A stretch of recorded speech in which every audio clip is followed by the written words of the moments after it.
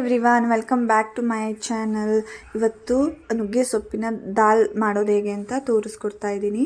ಇದು ತುಂಬ protein rich ದಾಲ್ ಅಂತಲೇ ಹೇಳ್ಬೋದು. ಹಾಗೆ ಮಾಡೋದಕ್ಕೆ ಸಹ ತುಂಬಾ ಈಸಿಯಾದಂತಹ ರೆಸಿಪಿ.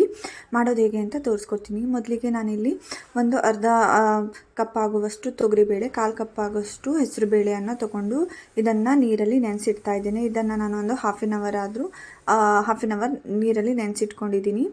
ಹಾಫ್ ಆನ್ ಅವರ್ ಆದಮೇಲೆ ಇದನ್ನು ನಾನು ಚೆನ್ನಾಗಿ ವಾಶ್ ಮಾಡಿಬಿಟ್ಟು ನೀರನ್ನೆಲ್ಲ ಸೋಸ್ಕೊಳ್ತಾ ಇದ್ದೇನೆ.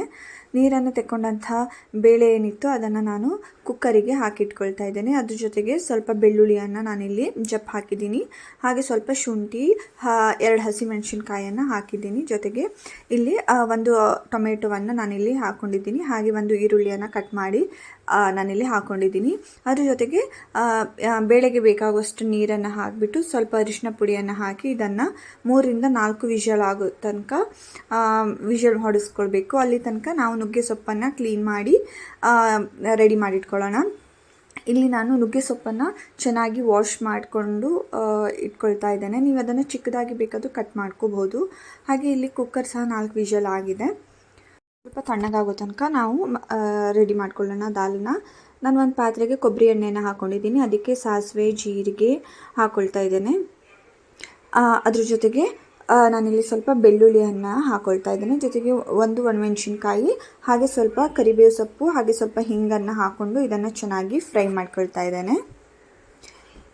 ಇದೆಲ್ಲ ಚೆನ್ನಾಗಿ ಫ್ರೈ ಆದಮೇಲೆ ಇದಕ್ಕೆ ನಾವು ಕಟ್ ಮಾಡಿ ಇಟ್ಕೊಂಡಂತಹ ಈರುಳ್ಳಿಯನ್ನು ಹಾಕ್ಕೊಳ್ತಾ ಇದ್ದೀನಿ. ಇಲ್ಲಿ ನಾನು ಆ ಚಿಕ್ಕ ಈರುಳ್ಳಿ, ಸಾಂಬಾರು ಈರುಳ್ಳಿ ಅಂತಾರಲ್ವ, ಅದಿದೆ ನನ್ನ ಹತ್ರ. ಅದನ್ನು ನಾನು ಯೂಸ್ ಮಾಡ್ಕೊಳ್ತಾ ಇದ್ದೀನಿ. ಇದರಿಂದ ಏನು ದಾಲ್ ಮಾಡ್ತಾಯಿದ್ದೀವಿ ಅದರ ಟೇಸ್ಟು ತುಂಬಾ ರುಚಿಕರವಾಗಿ ಬರುತ್ತೆ. ಹಾಗೆ ನಾನಿಲ್ಲಿ ಒಂದು ಟೊಮೆಟೊವನ್ನು ಕಟ್ ಮಾಡಿ ಹಾಕ್ಕೊಳ್ತಾ ಇದ್ದೀನಿ.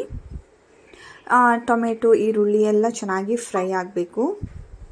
ಎಲ್ಲ ಚೆನ್ನಾಗಿ ಫ್ರೈ ಆದಮೇಲೆ ಇದಕ್ಕೆ ನಾನು ಸ್ವಲ್ಪ ಅರಿಶಿಣವನ್ನು ಹಾಕ್ಕೊಳ್ತಾ ಇದ್ದೇನೆ.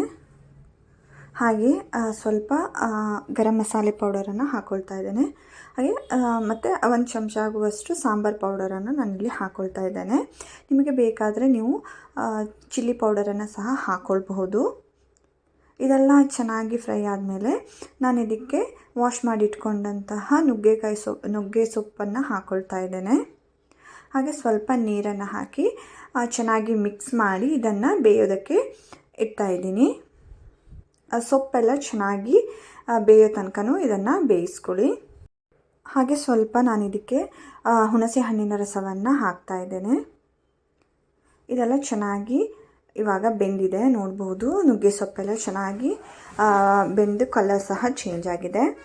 ನಾನಿಲ್ಲಿ ಇವಾಗ ಕುಕ್ಕರನ್ನು ತಣ್ಣಗಾಗಿದೆ. ಇದನ್ನು ಓಪನ್ ಮಾಡಿಬಿಟ್ಟು ಬೇಳೆಯನ್ನು ಚೆಕ್ ಮಾಡ್ಕೊಳ್ತಾ ಇದ್ದೇನೆ. ನೋಡಿ, ಬೇಳೆ ಎಲ್ಲ ಚೆನ್ನಾಗಿ ಬೆಂದಿದೆ ಸಹ. ಇದನ್ನು ಸ್ವಲ್ಪ ಮ್ಯಾಶ್ ಮಾಡ್ಕೊಳ್ತಾ ಇದ್ದೀನಿ. ಮ್ಯಾಶರ್ನ ಸಹಾಯದಿಂದ ಸ್ವಲ್ಪ ಮ್ಯಾಶ್ನ ಮಾಡ್ಕೊಳ್ತಾ ಇದ್ದೇನೆ. ಇದೆಲ್ಲ ಚೆನ್ನಾಗಿ ಮ್ಯಾಶ್ ಆದರೆ ಥಿಕ್ನೆಸ್ ಬರುತ್ತೆ ದಾಲ್ಗೆ.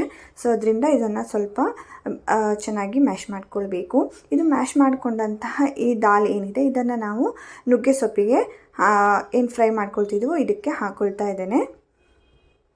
ಇದನ್ನೆಲ್ಲ ಚೆನ್ನಾಗಿ ಇಲ್ಲಿ ಮಿಕ್ಸ್ ಮಾಡಿಕೊಡಿ. ಹಾಗೆ ನಾನು ಇದು ತುಂಬಾ ದಪ್ಪ ಆಗಿದೆ ಅಂತ ನಾನು ಇದಕ್ಕೆ ಸ್ವಲ್ಪ ನೀರನ್ನು ಹಾಕ್ಕೊಂಡು, ಹಾಗೆ ರುಚಿಗೆ ತಕ್ಕಷ್ಟು ಉಪ್ಪನ್ನು ನಾನಿಲ್ಲಿ ಹಾಕ್ಕೊಂಡು ಇದನ್ನು ಕುದಿಯೋದಕ್ಕೆ ಬಿಡ್ತಾಯಿದ್ದೀನಿ. ನೀವು ದಾಲ್ ಎಷ್ಟು ದಪ್ಪ ಮಾಡ್ತೀರಾ ಅನ್ನೋದು ಕನ್ಸಿಸ್ಟೆನ್ಸಿಲಿ ನೀವು ನೀರನ್ನು ಹಾಕ್ಕೊಳ್ಳಿ.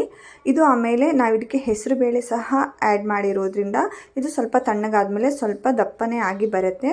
ಅದರಿಂದ ನಾನಿಲ್ಲಿ ಸ್ವಲ್ಪ ನೀರನ್ನು ಜಾಸ್ತಿ ಹಾಕಿದ್ದೀನಿ. ಹಾಗೆ ಇನ್ನೊಂದು ಸಲ ಎಲ್ಲ ಬೇಳೆಯನ್ನು ಜೊತೆಗೇ ಮ್ಯಾಶ್ ಮಾಡ್ಕೊಳ್ತಾ ಇದ್ದೇನೆ. ನಿಮ್ಮ ಹತ್ರ ಬೇಳೆ ಮ್ಯಾಶರ್ ಇದ್ದರೆ ಮಾಡ್ಬೋದು. ಅದು ನನ್ನ ಹತ್ರ ಇರಲಿಲ್ಲ, ಸೊ ನಾನು ಇದರಲ್ಲೇ ಮಾಡ್ತಾ ಇದ್ದೀನಿ.